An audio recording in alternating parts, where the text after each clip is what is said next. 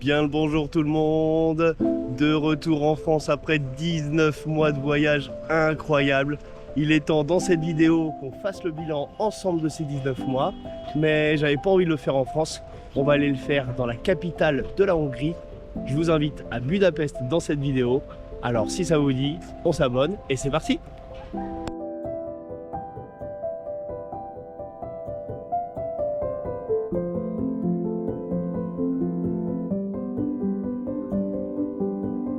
Ça va être l'une des dernières fois où je prends l'avion. Le petit tips important, c'est de vous enregistrer avant de partir. Il y a beaucoup de compagnies aériennes qui du coup facturent en plus. Vous n'êtes pas enregistré directement avant. Genre là, moi si je m'enregistrais pas avant, c'était 50 € rien que pour l'enregistrement. Donc pensez à vous enregistrer avant. En plus, c'est plus rapide après. À moins que vous ayez des bagages en soute, c'est vraiment la meilleure solution. Et aussi moins cher. Et ça évite des mauvaises surprises.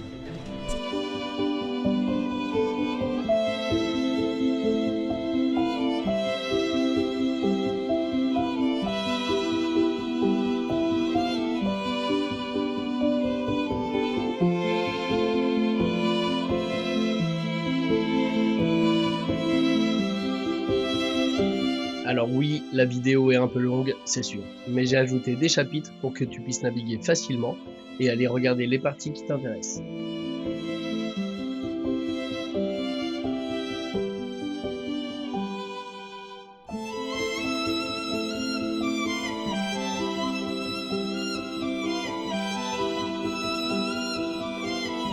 Là, il fait super beau, ça c'est vraiment cool. Et la première mission, sortir de l'aéroport et rejoindre le centre-ville. Je crois que j'ai vu un bus, ce qui revient beaucoup moins cher et qui m'emmène directement dans le centre-ville.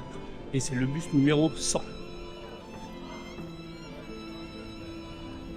Il n'y a même pas besoin de prendre un ticket en avance. J'ai demandé et c'est bien le bus numéro 100 qui est en direct jusqu'au centre et on peut payer directement dans le bus. Voilà, le numéro 100. Voilà, il suffit juste de payer là. Et puis c'est parti, je crois qu'il y en a à peu près pour 35 minutes pour rejoindre le centre.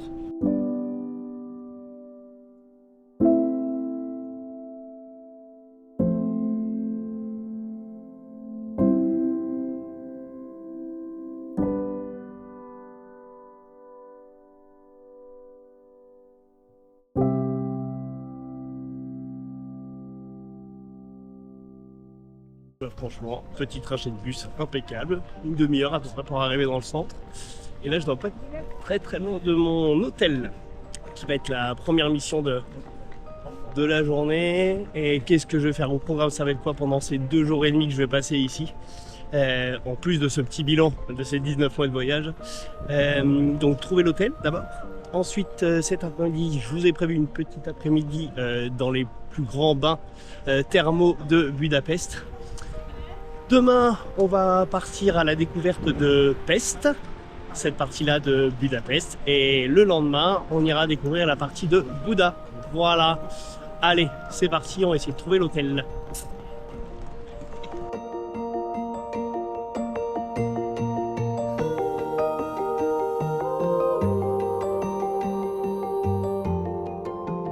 Bon, je viens d'arriver devant mon hôtel. Pour ceux qui me suivent depuis le début, c'est pas du tout le type de chambre et d'appartement où je peux être. Mais là, pour l'occasion, j'ai aussi une très bonne offre via Booking, mais ça on en reparlera un petit peu plus tard. Là, c'est un petit hôtel 4 étoiles. Oui. Donc pour l'expérience, pour vous aussi, hein, je vais aller tester un petit 4 étoiles pendant 3 nuits. Hôtel président. Ça envoie, ça envoie.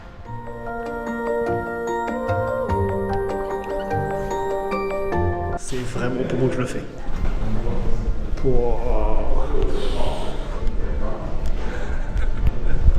Je suis pas prêt. Voilà la petite carte. Chambre 310. Allez, c'est parti. Parce qu'après, il y a pas mal de choses à faire.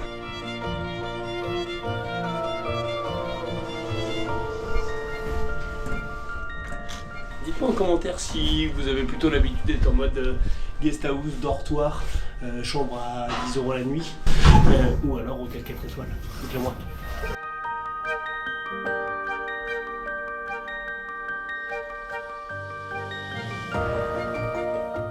Allez, on découle ça ensemble.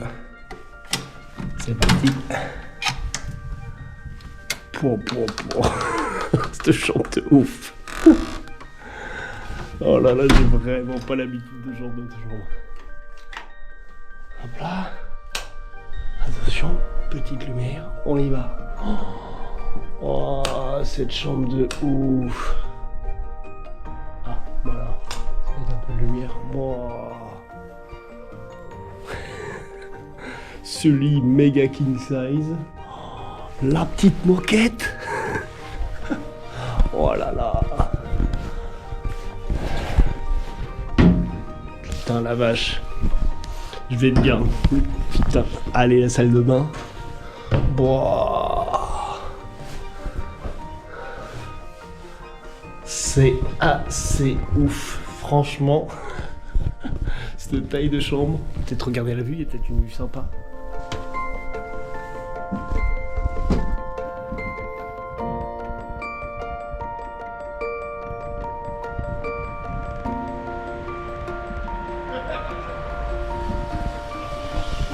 Bon, bah c'est bien ouf, hein. Pouah, je m'attendais pas à une petite chambre comme ça.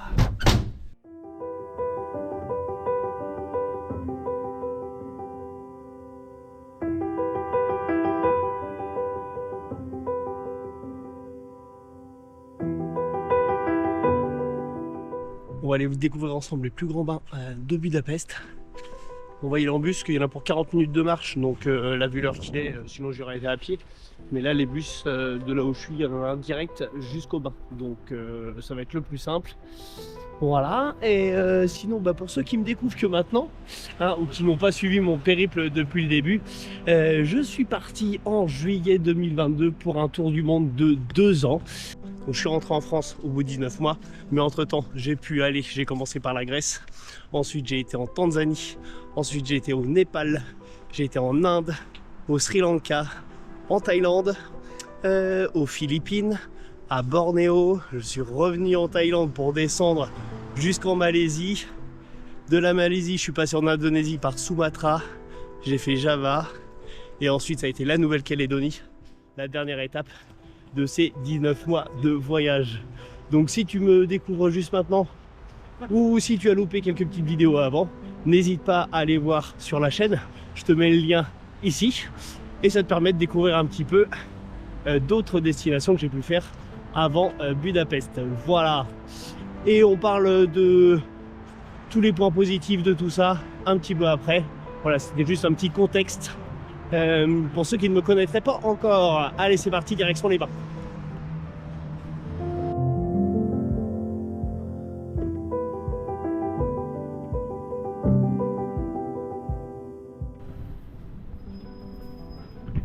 Le 72 pour aller jusqu'au bas.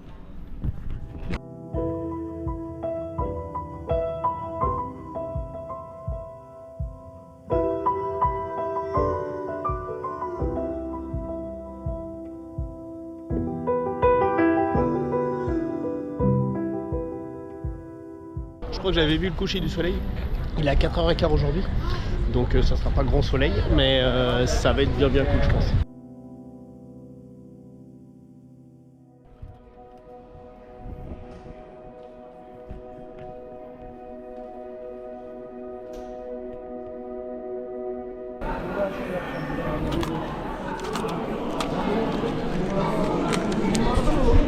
Voilà, on a pour 14 000.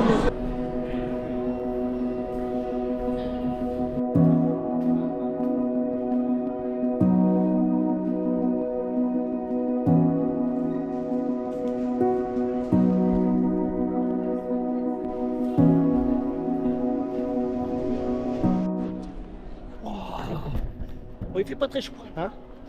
Et chose indispensable à ramener, bon, votre maillot de bain, mais du coup serviette et flip-flap, claquettes, parce qu'ils n'en fournissent pas. Voilà. Bon bah allez, on va se trouver une petite place. Truc de ouf. Oh, l'eau elle est trop chaude.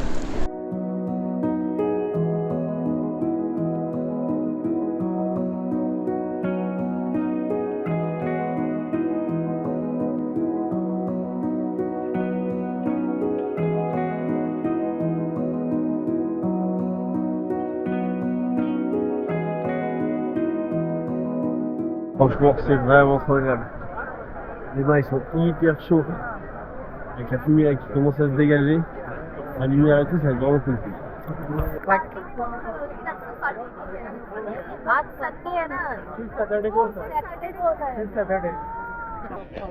Allez, bon, on va sortir de celui-là parce que il y en a normalement 3 extérieurs, mais là celui du milieu, il est en nettoyage. Et du coup, il y en a pas mal aussi à l'intérieur, donc on va aller voir tout ça.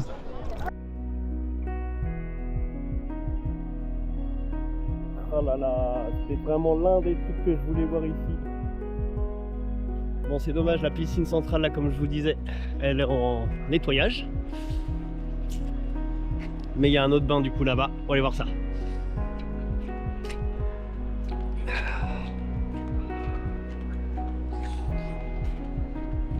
Mais je crois que c'est un peu le même que celui d'avant.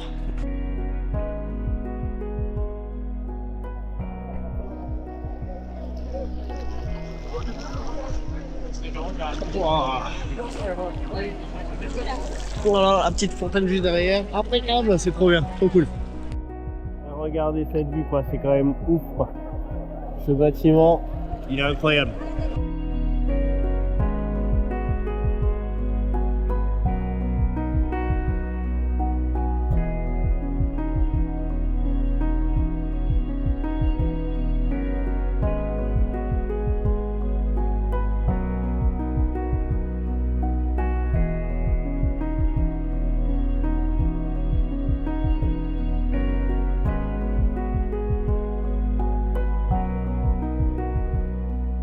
On va aller voir à l'intérieur là-bas ce qui se passe. Bah, moi qui avais déjà un petit début de crève, je pense que ça va pas aider, je crois. Mais c'est trop bien. Les bains ils sont trop relaxants. Première fois que je kiffe autant des petits bains thermaux. Waouh, la vue dessus là. Waouh.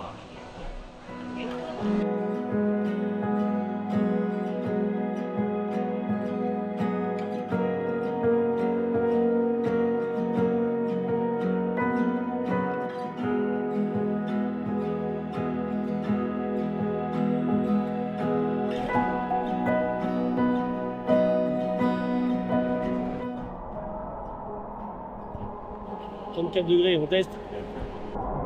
Celui à 34. Je sais pas si il était tout à l'heure, mais celui-là il est hyper agréable. Bien chaud. Allez, hop, c'est précis, on continue, on va aller voir autre part.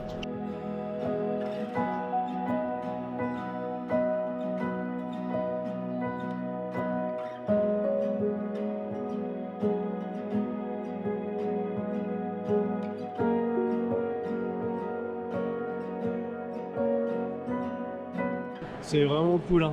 Putain.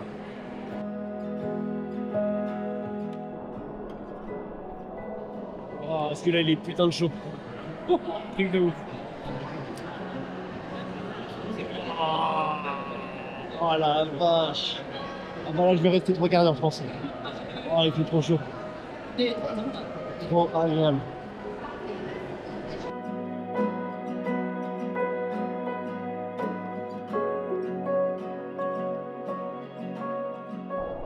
Celui-là, incroyable, tellement chaud, tellement agréable.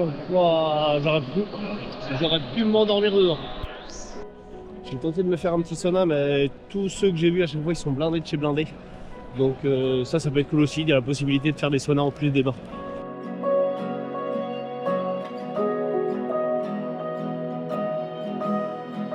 Là, le 38 degrés, tu le sens bien. C'est cool, c'est trop bien. À peu près 2h30 que je suis ici là entre les différents bains. Franchement trop agréable, trop relaxant. Je vais me rentrer.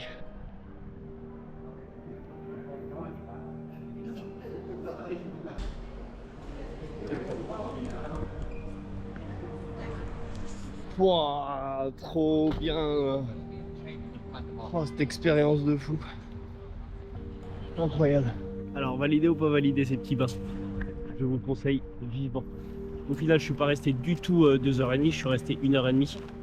Mais déjà 1h30, moi j'ai trouvé ça très très bien. Après, ça dépend de chacun. Moi, je sais que j'ai un peu du mal au bout d'un certain temps, je me fais chier. Mais là, les bains très chauds, c'est hyper relaxant. C'est vraiment très agréable et le cadre, il est incroyable. Bon. Franchement, n'hésitez pas, ça coûte un petit peu plus de 30 euros. Là en week-end ça doit même être 37 pour des petits casiers comme j'ai pu prendre. C'est vraiment des casiers, il y en a plein et après tu peux payer plus cher pour avoir une petite cabine privée. Mais voilà, juste là c'est déjà très très bien. Le cadre est incroyable, les bains, il y a vraiment plein de bains différents. Je n'ai pas pu faire de sauna parce qu'ils étaient tous vraiment très très pleins. Mais déjà l'expérience elle est vraiment vraiment très chouette. Je suis très content d'avoir fait et je vous le recommande sans hésiter.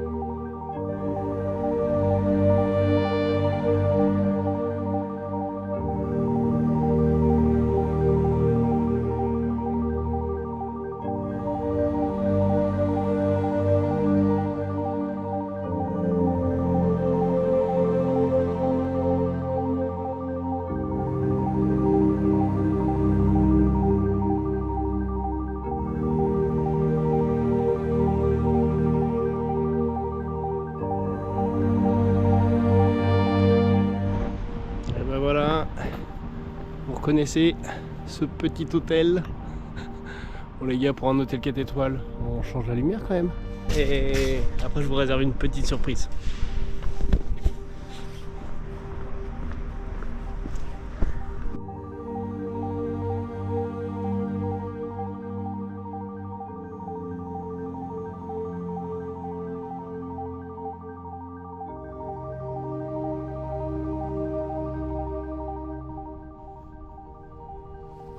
Cette vue de malade. Wow. Bon, on va aller voir direct là-bas.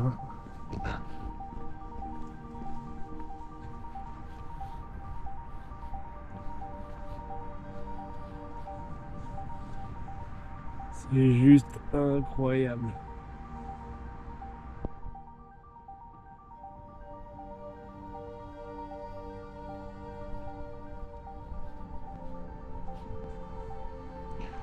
Wow, bah moi qui ai un peu le vertige, je vais te dire, je vais pas trop regarder en bas là aujourd'hui.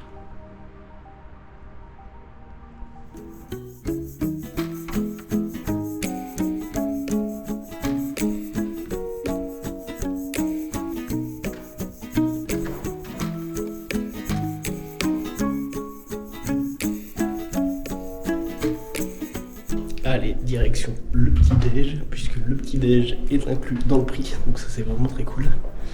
J'ai vraiment pas l'habitude de manger d'habitude, mais bon, on va profiter quoi.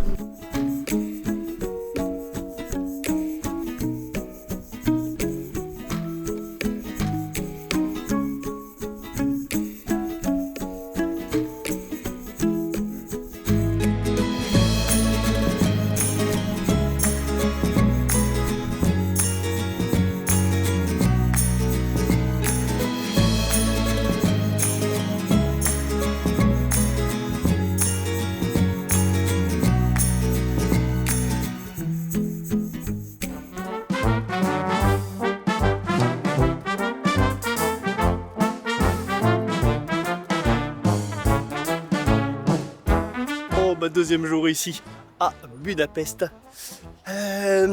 Très belle journée qui s'annonce, ça c'est vraiment super cool. On va aller marcher comme ça pendant les 2 prochains jours. On va découvrir tous les lieux incontournables ici à Budapest. Et puis on s'arrêtera un petit peu, histoire de faire un petit débriefing de ces derniers 19 mois de voyage. Voilà. Alors, comment est-ce que j'ai fait pour... ça, c'est le petit tips. Comment organiser du coup des petites... T'arrives dans une ville, tu sais pas trop quoi aller voir, tout ça. Eh ben, je te conseille un petit site qui s'appelle le Va-Nu-Pieds, je crois, je te mettrai le lien en description. Ils font plein de petits itinéraires comme ça pour des gens qui veulent découvrir la ville sur 1 jour, 2 jours, 3 jours. Je l'avais déjà utilisé dans une autre vidéo que vous verrez un petit peu plus tard. Voilà, et j'avais trouvé l'itinéraire vraiment hyper bien fait, hyper complet. On passe vraiment par les incontournables du coup de chaque ville. Que je voulais dire du coup de cet itinéraire là, n'hésite pas à sortir un petit peu et aller te perdre un peu dans les ruelles. Mais déjà ça donne une bonne petite base pour pouvoir découvrir tous les lieux incontournables de la ville. Voilà. Va-Nu-Pieds, c'est ça. On est parti, putain, c'est trop cool. Il fait trop beau, c'est trop bien.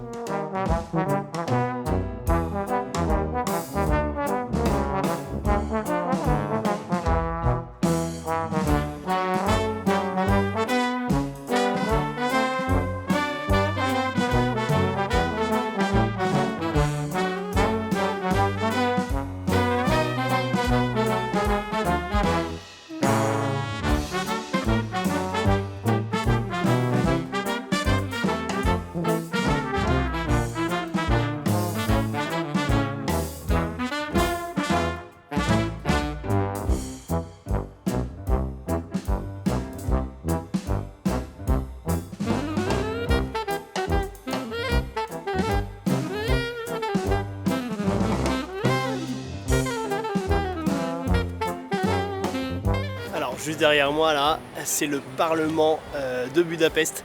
C'est l'un des joyaux de la ville. C'est un bâtiment qui est incroyable et qui doit être encore plus beau la nuit parce qu'il est éclairé de ouf. On essaiera d'y revenir ce soir et d'aller de l'autre côté, là, histoire d'avoir une petite vue. Et ça va claquer de ouf.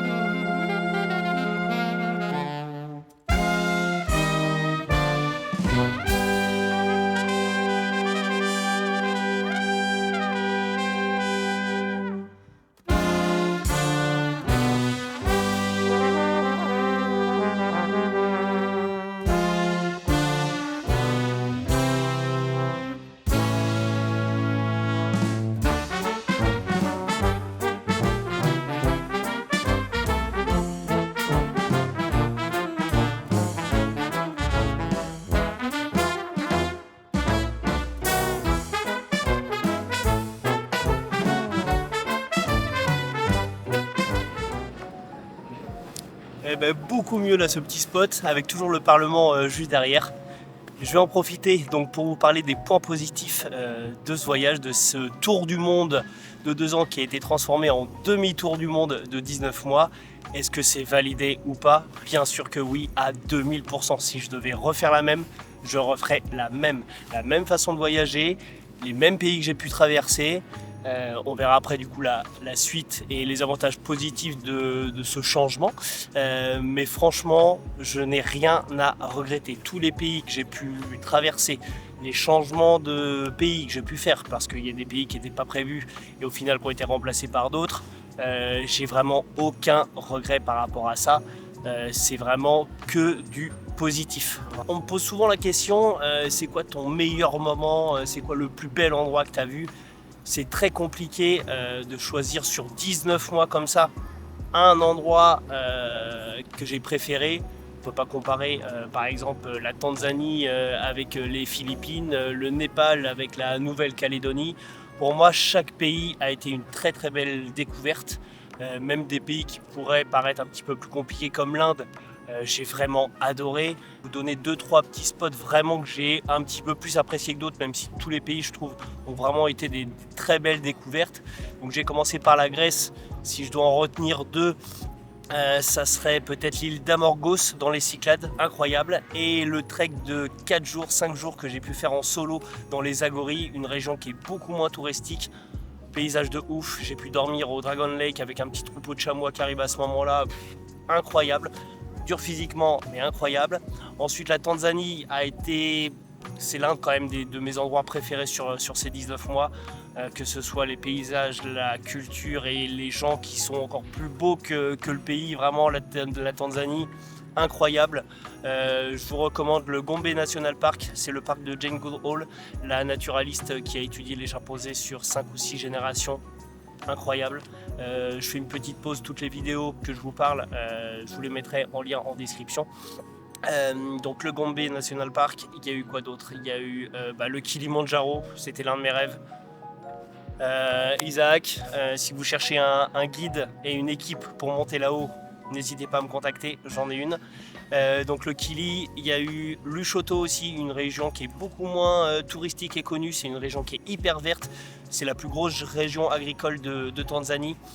Mafia Island, comme Zanzibar, en beaucoup moins touristique, j'ai pu nager avec des requins-baleines de façon hyper éthique. L'une des meilleures expériences de tout mon voyage aussi, pareil, Tanzanie, incroyable. Ensuite le Népal, Katmandou, un rêve, bien le bordel, mais c'est juste incroyable cette ville. Le Tour des Annapurna, petite dédicace à Jean-Louis, José et Jacqueline pour ce trek incroyable qu'on a pu faire ensemble. Je suis parti tout seul et on a fini même à 7 du coup en passant le Torong Pass, le col à 5400 mètres. Le parc national Chitwan, où je suis parti à la recherche des rhinocéros et des tigres dans ce parc national. En Inde, il y avait vraiment 2 endroits que je voulais voir. Varanasi, la ville la plus sacrée d'Inde, la ville du dieu Shiva. Je vous le conseille, on n'en ressort pas pareil quand on rentre que quand on ressort, je vous l'assure. Même si je ne suis pas du tout croyant, l'espèce d'énergie qu'il y a dans cette ville, c'est fou. Et ensuite le Taj Mahal, qui était l'un de mes rêves de gosse. C'est l'un des plus beaux bâtiments que j'ai pu voir de toute ma vie, le Taj Mahal, incroyable. Ensuite, j'ai été au Sri Lanka. Sri Lanka, tout le pays a été une très belle découverte. Je savais que ça allait être cool. Mais Jean-Louis, pareil, bonne dédicace. On l'a fait du coup à 2. Super belle découverte. Et de l'avoir fait à 2, plus en mode solo, c'était cool aussi. Ensuite, je suis passé en Thaïlande. Thaïlande où j'ai pu faire de la plongée. J'ai passé mes premiers diplômes en plongée, le PADI. Et j'ai passé même l'Advance, le niveau au-dessus. Et j'ai pu plonger à 30 mètres de profondeur autour d'une épave. Une expérience de fou, je suis très content, c'est quelque chose que je voulais faire, tester la plongée et pas juste des baptêmes. Donc là, pareil, si vous cherchez un très très bon centre de plongée, c'est Pimp My Dive, qui sont sur Koh Tao. Allez-y sans hésiter, une équipe que de Français, ils sont top. Ensuite, j'ai été où? J'ai été aux Philippines. Toutes les Philippines, ça a été bien chouette. Je vous recommande Banaue et Batad, qui est considéré pour certains comme la 8e merveille du monde. C'est des rizières en terrasse, c'est incroyable. Et l'île de Siquijor, Bruno et Nora, grosse dédicace pour vous aussi. Pareil, si vous cherchez un petit logement et un super guide, Bruno, n'hésitez pas à me contacter. Je vous donnerai son contact avec grand plaisir. Ensuite, Bornéo. Même si j'ai bien aimé, ça a été le moins, voilà, par rapport à tous les pays. Même si j'ai eu des très belles expériences, il y a eu le parc national de Bako où j'ai été marcher dans la jungle tout seul, bon pas avec la machette non plus, c'est des chemins qui sont un peu aménagés, mais c'était quand même incroyable avec les singes nasiques. J'ai dormi sur une île quasiment tout seul pendant 2 jours, pendant la nuit parce que la journée c'est plein de touristes, mais ça c'était super aussi. Mais un ressenti un peu moins bien, mais pas top. Enfin ouais, c'est pas le pays que j'ai préféré en tout cas, c'est celui que j'ai un peu moins apprécié. Ensuite je suis repassé en Thaïlande pour la retraverser pour aller en Malaisie. Penang, je vous reconseille vivement cette île. J'y suis pas passé très très longtemps parce que l'idée c'était d'arriver à Sumatra. Une autre expérience incroyable, partir dans la jungle pendant 3 jours à la recherche des orang-outans. J'ai pas de mots. Je vous laisserai aller voir du coup les vidéos qui seront à peu près par là. C'était vraiment une expérience incroyable et pareil une compagnie super éthique. Donc Sumatra, il y a eu ça, il y a eu le volcan Berestagi aussi, c'est un volcan de soufre où j'ai fait un lever de soleil là-bas, incroyable. Ensuite je suis passé sur Java, 2 endroits que je peux vous recommander. Le volcan Bromo, c'est l'une des plus belles vues que j'ai pu voir dans mon voyage, un lever de soleil sur ce volcan encore actif. Je l'ai fait sans guide. Vous n'êtes pas obligé de booker un guide. C'était juste incroyable. C'est vraiment un paysage, c'est lunaire. C'est vraiment lunaire. Après, j'ai continué en Indonésie pour aller jusqu'à Nusa Penida. Si vous devez aller en Indonésie, bon, Bali, moi j'évite. Je préfère plutôt aller sur Nusa Penida. Pareil pour la plongée, j'ai pu plonger avec des raies mentales là-bas. Incroyable. Et ensuite Nusa Penida, la Nouvelle-Calédonie, pour finir ces 19 mois. J'ai commencé par la Grande Terre, ensuite j'ai été sur Lifou, qui est dans les îles Loyauté, et j'ai continué aussi avec l'île des Pins pour finir ce petit trip avec ma pote. Il y a eu quelques autres petites vidéos après, mais vraiment la Nouvelle-Calédonie, les paysages sont incroyables, les contrastes, la couleur de l'eau. Pourtant j'avais déjà voyagé avant. Ça faisait 16 mois que je voyageais, des couleurs de l'eau, j'en ai vu quand même vraiment des très très chouettes. Mais là, la Nouvelle-Calédonie, le Pacifique, on monte un gap de ouf. Les nuances de bleu incroyables avec la couleur de la terre qui est rouge de chez rouge et la végétation qui est verte, ça donne des vues mais magnifiques. Franchement, je vous conseille aussi la Nouvelle-Calédonie et le peuple kanak. Franchement, merci à tous les gens que j'ai pu rencontrer, kanak ou pas kanak, hein. Leur bienveillance, leur gentillesse, franchement, force à vous. Voilà, lâchez rien. Voilà, ça c'était le petit message perso. Voilà sur les points positifs, franchement, c'est le voyage solo. Pour moi, c'est la meilleure façon de voyager. On rencontre beaucoup plus de gens. Les gens viennent beaucoup plus vers toi. Ça m'est arrivé combien de fois que les gens viennent te voir en me disant elle est où ta femme, ils sont où tes enfants? Bah non, j'ai pas de femme, j'ai pas d'enfant. Ah bon et tout, tes potes ils sont où? Bah là je voyage pas avec des potes, comment ça et tout, ça fait longtemps, ça fait genre 6 mois, 1 an, les gens ils hallucinent et ça crée direct un contact. Viens avec nous, on va en discuter, tout ça, et on discute beaucoup, on échange beaucoup sur les pays et c'est super enrichissant, c'est super intéressant. Les gens t'accueillent beaucoup plus facilement, t'intègrent beaucoup plus facilement à leur groupe. C'est vrai qu'à deux aussi tu te mets plus vite par exemple dans ton petit cocon et voilà, si je dois vous conseiller un voyage, prenez votre sac à dos, prenez un billet solo et allez-y. Vraiment le voyage solo c'est pour moi la meilleure façon de voyager. Voilà pour les points positifs de ces 19 mois. On va continuer à aller se balader et puis on verra les points négatifs un petit peu de tout ça et de ce changement aussi. Pourquoi est-ce que je suis rentré au bout de 19 mois alors que j'avais prévu 2 ans de voyage et un tour du monde complet? On en parle juste après.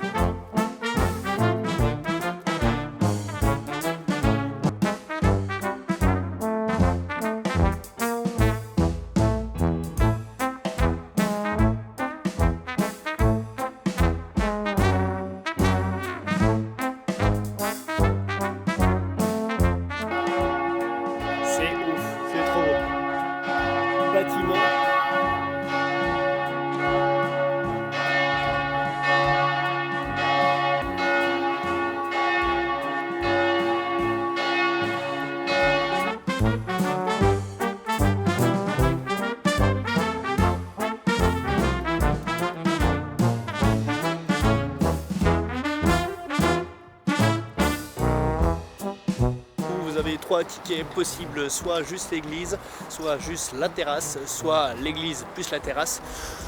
Du coup j'ai pris le combo, hein. J'en ai eu pour 6200 florins hongrois, ce qui doit donner à peu près ça. Et souvent en voyage, c'est ce que je me dis. Au départ t'es pas parti pour aller faire une activité, une sortie, quelque chose qui rentre pas trop dans le budget. Mais au final, c'est peut-être la seule fois de ma vie que je viendrai ici. Si ça peut être vraiment un truc enrichissant, un truc qui te fait plaisir, vas-y fonce, hein, tu réduiras le budget plus tard.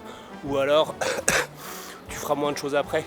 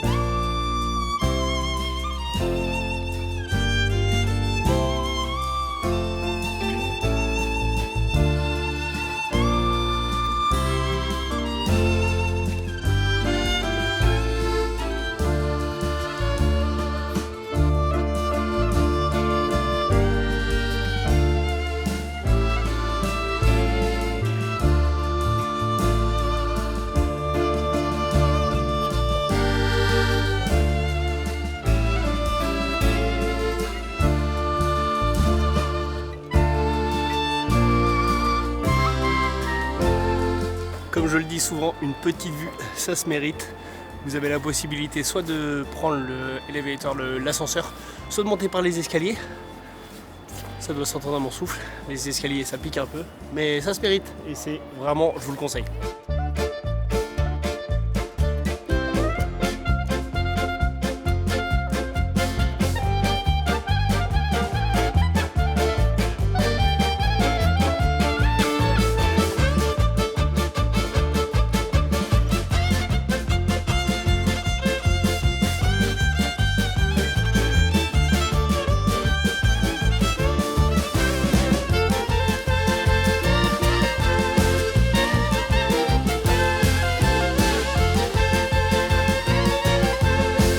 Bon, franchement, je suis pas mécontent d'avoir payé pour cette petite vue, même si je faisais vraiment pas le malin là-haut. Je sais pas si ça s'est ressenti à la caméra, mais en tout cas, d'intérieur, fallait pas que je me rapproche trop près du bord. Et tu te poses toujours la question si tu fais bien de payer ou pas pour ce genre de truc. Et franchement, je ne regrette pas, donc je vous le conseille. N'hésitez pas à prendre les escaliers pour apprécier cette petite vue. Dites-moi en commentaire si vous l'auriez fait.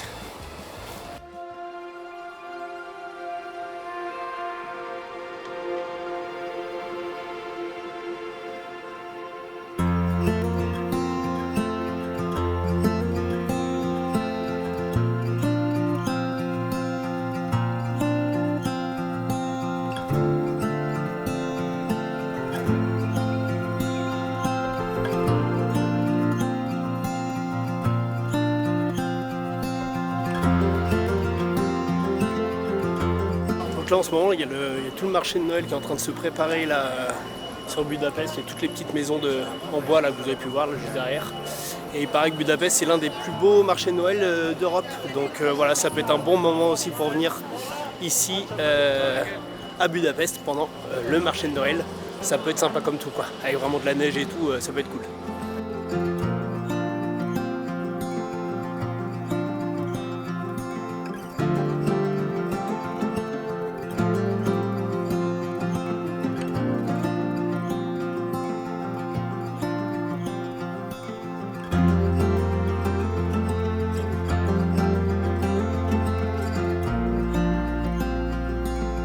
Alors, juste derrière moi, c'est la grande synagogue j'allais dire de Paris, pas du tout. Juste derrière moi, c'est la grande synagogue de Budapest.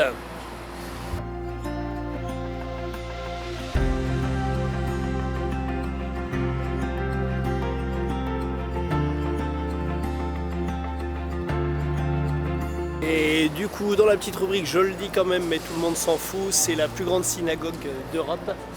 Et on peut la visiter à l'intérieur, mais pour la petite somme de 30 euros à peu près, 35 euros. Donc voilà pour la petite info. J'irai pas à l'intérieur, parce qu'il n'y a pas une vue imprenable sur la ville. Et voilà, mais vous avez l'info.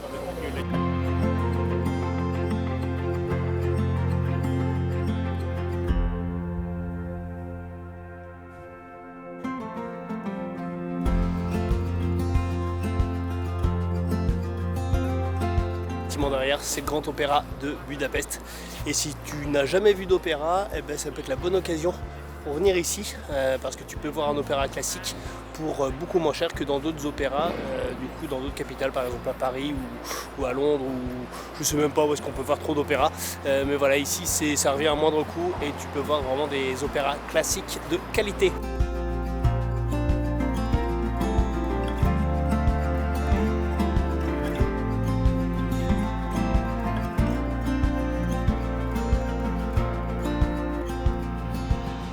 Alors, juste derrière moi, c'est la place des héros qu'on a déjà pu apercevoir hier soir, mais plus en mode de nuit avec des petits éclairages qui vont bien. Là, on la voit de journée et du coup, cette place des héros a été érigée en l'honneur des 7 tribus qui ont fondé la Hongrie. Voilà, c'était une autre petite rubrique. Je le dis quand même, mais tout le monde s'en fout.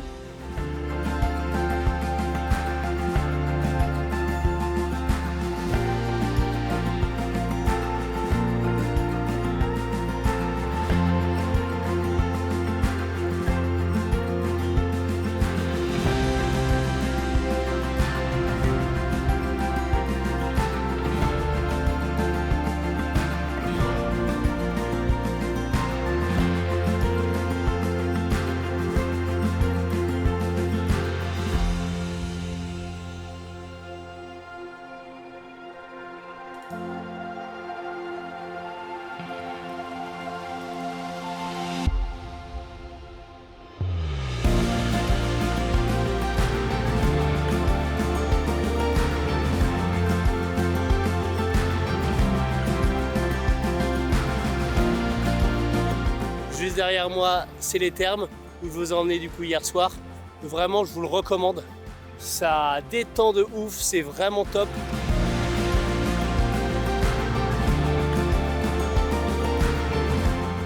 Alors ce qu'il faut savoir, c'est qu'il y a à peu près 120 sources sous Budapest, que Budapest est la capitale européenne des thermes, des bains thermaux, et qu'il y a à peu près 15 thermes où on a accès du coup dans Budapest.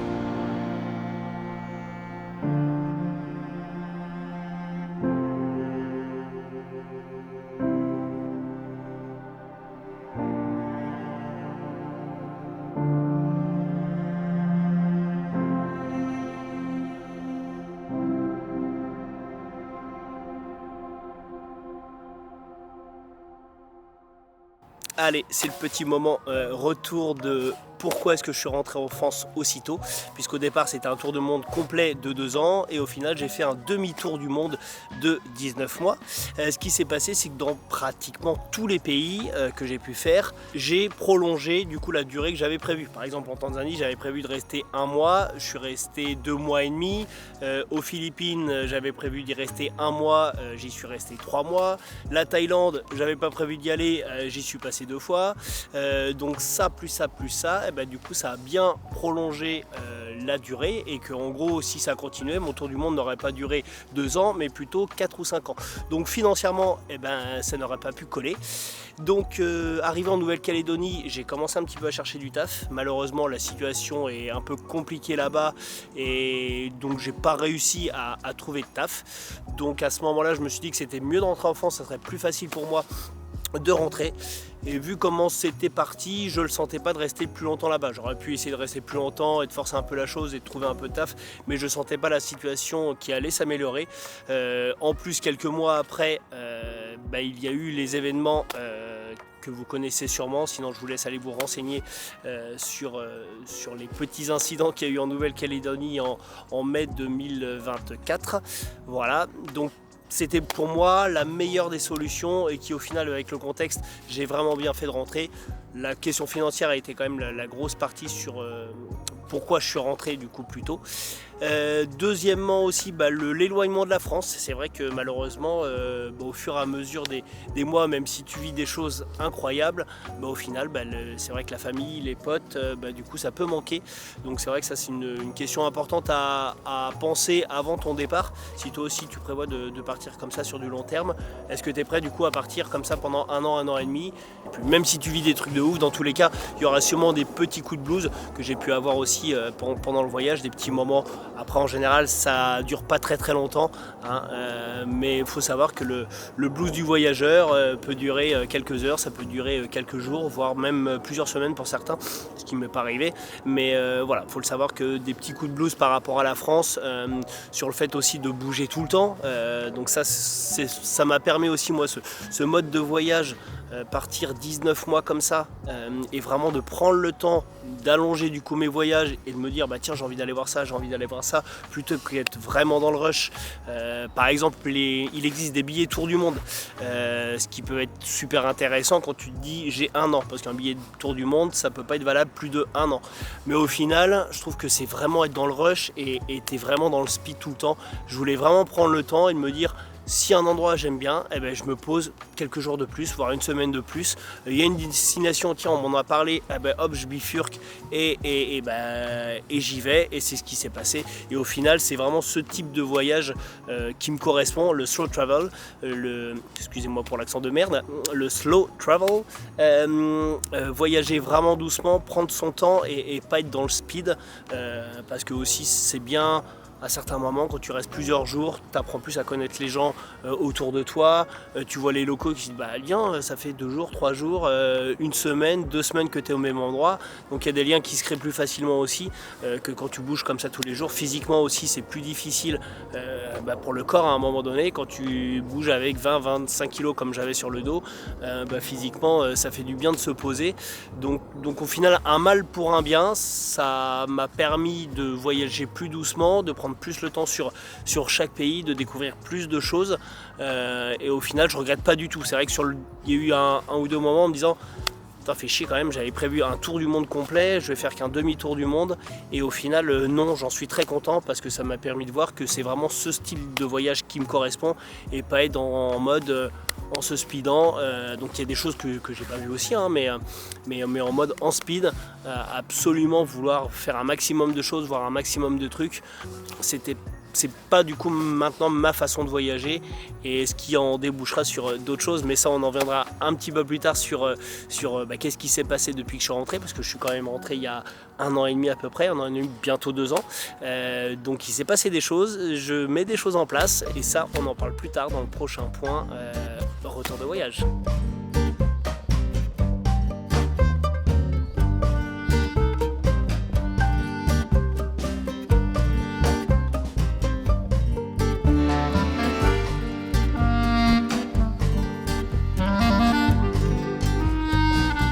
Et ben de retour derrière la place des héros. Est-ce que ça vous dit d'aller boire un coup? Bon, dans tous les cas, je vais y aller. On va aller dans les ruines bars. C'est vraiment des bars typiques ici à Budapest. Allez, c'est parti. Mais on va y aller en métro là, parce que là, pour 40 minutes de marche, on va tester le métro.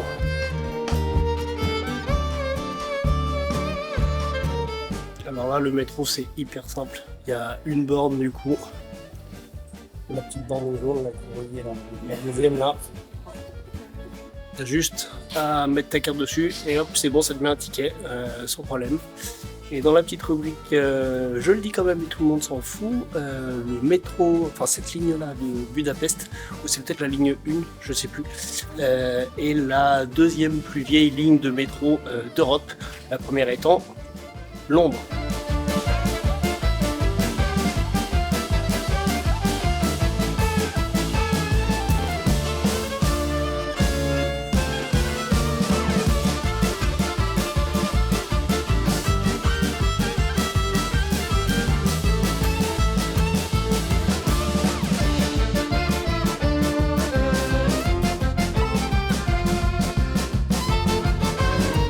Alors, le temps de repasser à l'hôtel, de recharger mon téléphone, et ben, il fait déjà nuit. Bon, j'ai rechargé un petit peu pour être sûr d'avoir assez de batterie. Et la nuit tombe très très vite, là il est 5 heures, ça fait bizarre.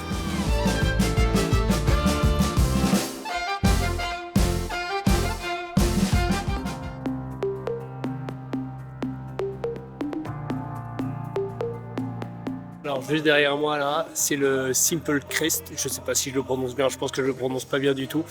Du coup le principe des ruines bars, c'est du coup des vieux immeubles qui sont complètement délabrés avec une cour intérieure et qui ont été transformés en bar. Il y en a plein. Là celui-là c'est le plus connu, on va aller voir ce qui se passe dedans.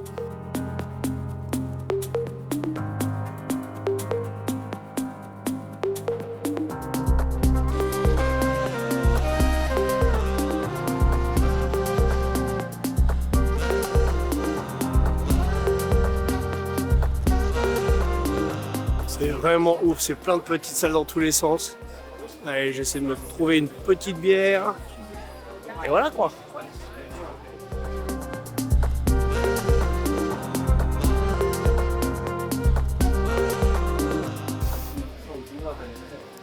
Eh ben, santé à la vôtre. Petite bière hongroise à 8 degrés, je crois. Je me suis fait avoir.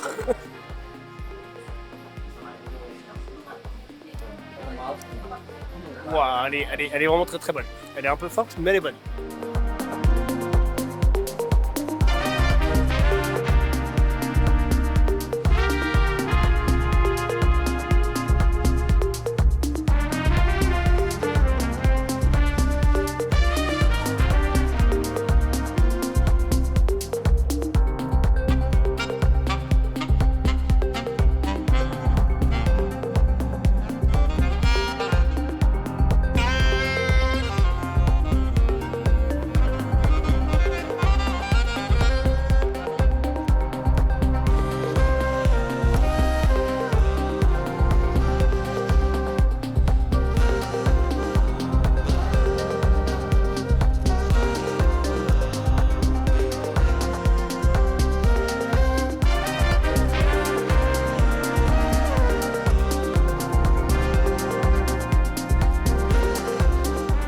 Ce lieu, il est incroyable, les gars. Franchement, c'est l'un des meilleurs endroits que j'ai pu voir depuis le début à Budapest. Franchement, une ambiance complètement différente. Et il faut vraiment y aller. Faut vraiment y aller. Allez, là, j'ai un petit 3/4 d'heure de marche pour aller sur le spot que je voulais voir absolument, en plus des bains. C'est le spot que je voulais voir par rapport au Parlement. Donc, une petite marche et puis on est parti, quoi.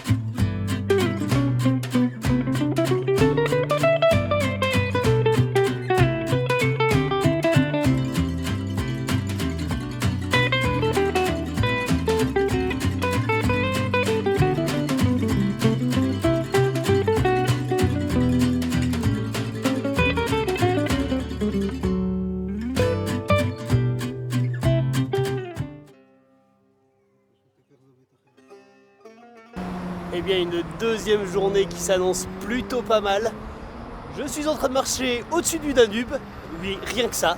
Et j'avais envie de retourner voir le Parlement, mais cette fois de jour, voir ce que ça donne. Parce que franchement, de nuit, c'était vraiment juste incroyable. C'était vraiment une vue que je voulais voir dans ma vie. Et ben voilà, ça c'est fait. Allez, dans la petite rubrique, je le dis quand même, mais tout le monde s'en fout. Sur la partie gauche du Danube, nous avons la partie Pest. Et sur la partie droite du Danube, enfin dans ce sens-là, on a la partie Buda, le quartier de Buda, car Budapest avant était composé de deux villes, Buda et Pest, qui ont été unifiées. Alors je ne sais plus en quelle année, si quelqu'un le sait, n'hésite pas à me le mettre en commentaire. Et voilà, aujourd'hui la mission, ça va être d'aller là-haut.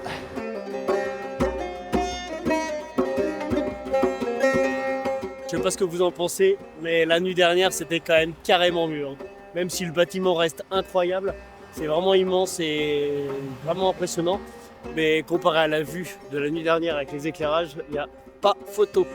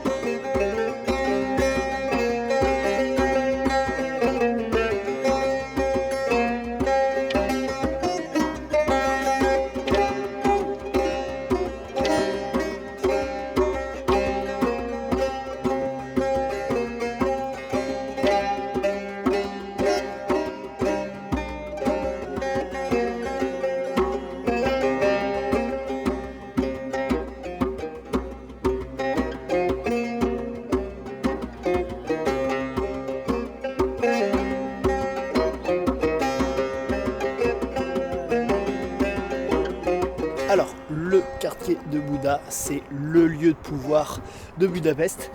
Avant, il y avait le Palais Royal. Maintenant, il y a le siège de la présidence. Alors, c'est aussi hyper calme. Il n'y a pas une seule voiture parce que c'est un quartier musée. En tout cas, c'est hyper calme comparé à en bas, du coup, au quartier de Pest, qui est beaucoup plus animé.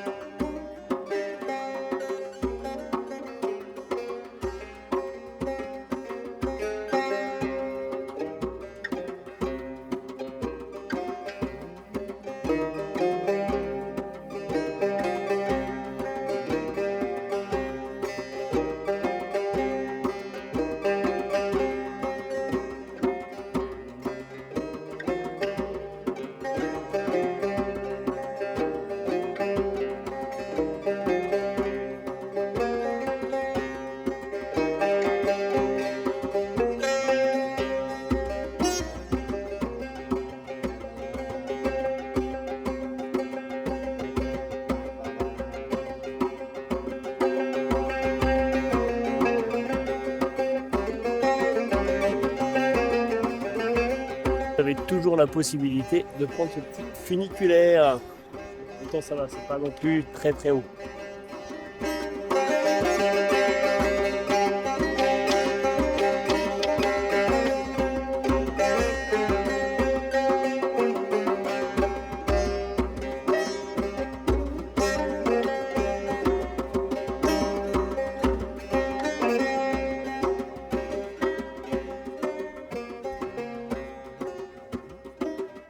La Galerie nationale pour les amateurs d'art, c'est vraiment un incontournable. Moi je ne suis pas un amateur d'art, enfin pas trop, du coup je n'irai pas dedans, voilà, mais il paraît que c'est vraiment un truc à faire. Alors, qu'est-ce qui s'est passé depuis 1 an et demi, pratiquement 2 ans depuis que je suis rentré en France? Déjà, je me suis remis à bosser parce que c'était clair, net et précis pour moi. J'allais repartir. Sous quelle forme, comment, je savais pas exactement quand je suis rentré, mais je savais que j'allais repartir et pas sur un petit voyage, je savais que ça allait être un gros voyage. J'ai aussi continué à voyager, c'est les prochaines vidéos qui vont arriver juste après celle-là. Il va y avoir quelques vidéos sur l'Italie, je suis parti à Rome et à Naples. Je suis pas parti tout seul sur cette destination, je vous laisserai découvrir. Ensuite, il y aura une vidéo sur un petit bout du GR34, le sentier des douaniers, où je suis parti avec un pote marcher pendant 1 semaine, incroyable aussi. Et je suis parti en solo en Slovénie. Et là, gros carton, très très belle découverte, gros coup de cœur sur ces 2 semaines en Slovénie. J'en dis pas plus, ça va arriver du coup dans l'ordre, Italie, le Trek plus la Slovénie, et tout ça en restant sur une vidéo par semaine, et on va se rapprocher très proche, on va être très proche du mois d'avril je pense, et au mois d'avril ça sera 1 mois avant le début de mon nouveau projet. Ce nouveau projet, il a mis du temps à cheminer, mais... Allez, je ne vais pas passer par 4 chemins. C'est un tour du monde sans avion qui commence le 1er mai 2026. Voilà mon prochain projet. Ça va être incroyable. J'ai vraiment trop hâte. Je referai quand même une vidéo explicative par rapport à à tout ça. Mais on en reparlera, ça commence le 1er mai 2026. Je commence le tour du monde qui s'appellera de Wissembourg à Wissembourg. Pourquoi cette ville? Eh bien, vous le découvrirez plus tard dans une vidéo explicative de ce tour du monde sans avion. Mais voilà les projets, donc j'ai vraiment hâte que ça commence. C'est pas encore là, il y a encore plein de choses à faire, plein de choses à régler. –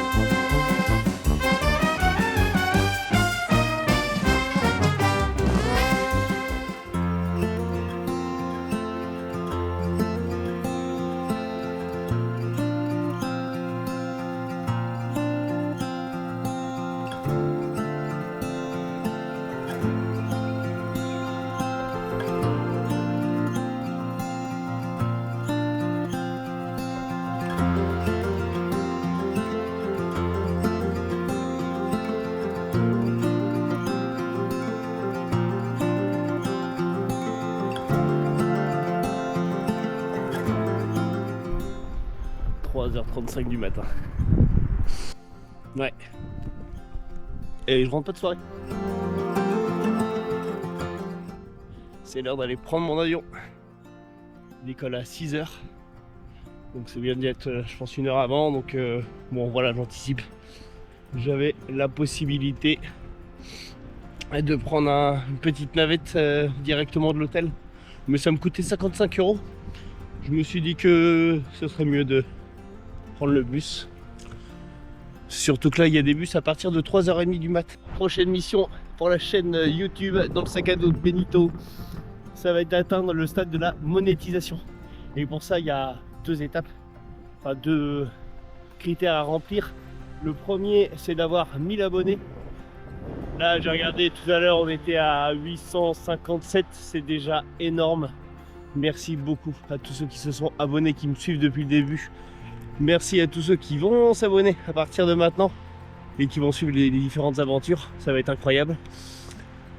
Donc ça, c'est la première étape, les 1000 abonnés. Et l'autre critère qui est même plus difficile que les 1000 abonnés, c'est les 4000 heures de visionnage sur un an, la dernière année. Donc ça, c'est un peu plus compliqué à avoir. Je compte sur vous pour partager du coup cette chaîne, ou partager du coup à quelqu'un qui préparait du coup un voyage autour du monde, ou même juste un voyage dans l'une des destinations que j'ai pu faire. Ça, c'est vraiment, ça peut être vraiment cool. Je vous remercie d'avance. N'hésitez pas non plus à aller voir une vidéo que vous n'auriez pas encore vue jusque là. Ça, c'est vraiment important, c'est les 4000 heures de visionnage, et ça, sans vous, je n'y arriverai pas. Tiens, voilà mon bus.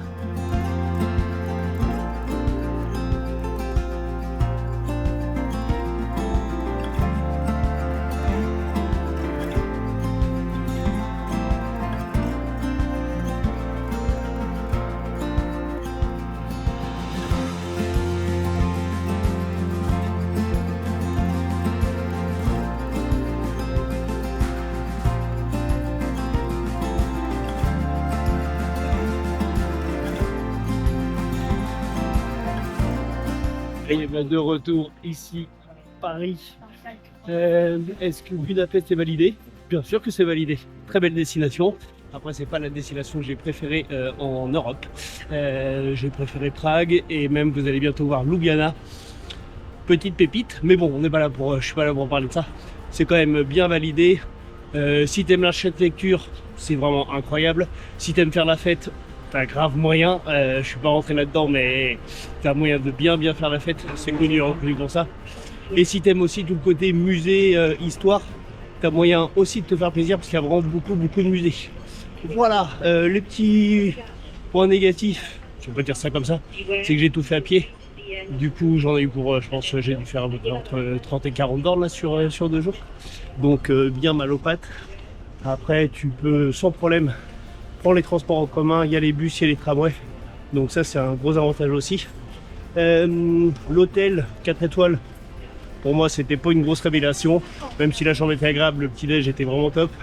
Le folie de place, bon, puis c'est même l'ambiance. Attention de ne pas être trop à ma place dans ce type d'hôtel. Voilà, que cette découverte de Budapest vous a intéressé et que les petits retours que j'ai pu faire sur ces 18 mois et mon futur projet vous ont grave motivé à vous abonner, à partager la chaîne, à partager une vidéo, à aller regarder plein de vidéos. Voilà, bon, je vais pas en rajouter trop, ça fait un peu trop, je crois. Allez, sur ce, je vous dis à tout bientôt dans le sac à dos de Benito. Ciao, ciao!